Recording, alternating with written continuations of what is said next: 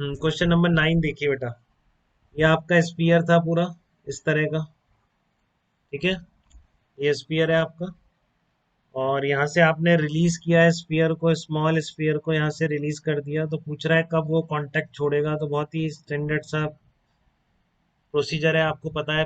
Particle के लिए आपने कर लिया था। यहाँ पर ये पूरा स्फीयर है और ये लिखा हुआ है another fixed sphere rolling down without slipping from the top of another fixed sphere of radius capital R. Roll down कर रहा है विदाउट स्लिपिंग। ठीक है, समझ गए आपको। तो काइनेटिक एनर्जी आप डायरेक्टली लिख सकते हैं, angular velocity of the sphere at the radius R. तो आप क्या करेंगे, वही बात है बेटा, mg यहाँ पर लग रहा है। अरे धर्मांश फर्क नहीं पड़ा उससे यार, इसकी कोई और ही सेटिंग होती है कैमरे की।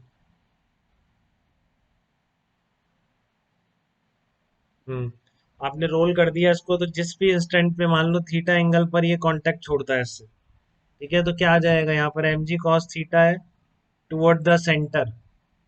क्या लिख सकते हैं आप इसको, mg cos theta minus N equals to M V square. अब सेंटर पे लग रहा है बेटा, सेंटर सर्कल में चल रहा है, देख रहे हैं आप सेंटर पे, तो सेंटर के लिए इक्वेशन लिख रहा हूँ। ठीक है ना, M G cos theta minus N net force equal to mass into acceleration of centre of mass. तो कितना है वो, M V square upon R plus R. अब कांटेक्ट छोड़ने के लिए क्या होगा, कांटेक्ट छोड़ने पर आपकी नॉर्मल रिएक्शन जीरो हो जाएगी। यही होगा, कांटेक्ट छोड़ने पर नॉर्मल रिएक्शन की वैल्यू क्या होनी चाहिए, जीरो होनी चाहिए। तो यहाँ से आपका एम भी कट जाएगा, वी स्क्वायर कितना आ गया, R plus R into G cos theta. धर्मांश आ रहा है आपको बिल्कुल समझ में। कांटेक्ट छोड़ने की कंडीशन के साथ नॉर्मल रिएक्शन जीरो होगी। ठीक है, अब इसके बाद क्या लगाना है, एनर्जी इक्वेशन लगानी है आपको बस। Work done by all the forces equal to delta K. अब क्योंकि ये प्योर रोलिंग है तो फ्रिक्शन स्टैटिक है। ठीक है, तो यहाँ पर जो वर्क डन बाय फ्रिक्शन आएगा वो जीरो आ जाएगा आपका, स्टैटिक फ्रिक्शन होने की वजह से। ठीक है, आपको क्लियर है बेटा, फ्रिक्शन नहीं होता तो प्योर रोलिंग थोड़ी नहीं कर सकता था। ये कह रहा है प्योर रोलिंग कर रहा है, इसका मतलब फ्रिक्शन है, बट क्योंकि स्टैटिक फ्रिक्शन है, ठीक है, इसलिए उसका वर्क डन क्या आ जाएगा, स्टैटिक फ्रिक्शन का जीरो आ जाएगा आपके लिए। तो वर्क डन में all the forces equal to delta K में नॉर्मल रिएक्शन बचा, उसका वैसे ही जीरो है। नॉर्मल रिएक्शन और point of application a of force दोनों एक दूसरे के 90 डिग्री पर है।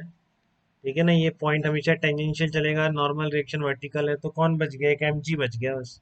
ठीक है, तो आपका ये इक्वेशन किस में बदल जाएगा, work done by M G equals to delta K. अब डेल्टा के आप डायरेक्टली लिखेंगे, क्योंकि बता चुका हूँ मैं प्योर रीलिंग में काइनेटिक एनर्जी कैसे लिखते हैं आपको।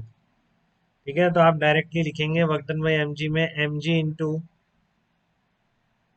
एम जी का वर्क डन लिखना है आपको पता है, केवल वर्टिकल डिस्प्लेसमेंट पे फोकस करना है आपको, वर्टिकली डाउनवर्ड डिस्प्लेसमेंट पे कितना आ जाएगा, M G into R plus R, M G into R plus R one minus cos theta, यही आ जाएगा बेटा, इक्वल टू। अब आपको काइनेटिक एनर्जी आप डायरेक्टली लिखेंगे प्योर रोलिंग की तरह, half M V square one plus K square upon R square. ठीक है ना, वी लिखे अलग से, ओमेगा लिखे उसकी जरूरत नहीं है, आप डायरेक्ट लिख देंगे half M V square one plus K square upon R square. अब स्फीयर है तो के स्क्वायर अपॉन आर स्क्वायर कितना होगा, स्फीयर है तो के स्क्वायर अपॉन आर स्क्वायर कितना होगा, इसका बताइए धर्मान, जल्दी बताइए, के स्क्वायर अपॉन आर स्क्वायर कितना लिखा जाए अब, कितना, 2/5। ठीक है, सबको आ गई बेटा ये चीज। अब आप दोनों, हाँ दोनों को सॉल्व कर लीजिए, solving one and two. One and two को आप सॉल्व करेंगे तो आपका वी स्क्वायर कितना आ जाएगा, 10 × r+r जी अपॉन 17 आ जाएगा, तो इसका रूट कर दीजिए, ये आ जाएगा। v equal to omega into R है, ओमेगा इंटू स्मॉल आर, क्योंकि प्योर रोलिंग है ना बेटा ये। ठीक है, इसकी जो वेलोसिटी और ओमेगा अगर है स्फीयर का, तो प्योर रोलिंग से समझ में आ रहा है आपको v equal to omega R ही होना चाहिए, क्योंकि ये नीचे वाला बॉटम स्फीयर तो फिक्स है। ये अगर v है, ये ओमेगा है, तो v equal to omega R, इस पॉइंट की वेलोसिटी जीरो रखने के लिए। तो इसलिए ओमेगा का आंसर आपका की जो गिवन है, इस तरह से गिवन है, √10r+r_g। ठीक है, √10r+r इंटू जी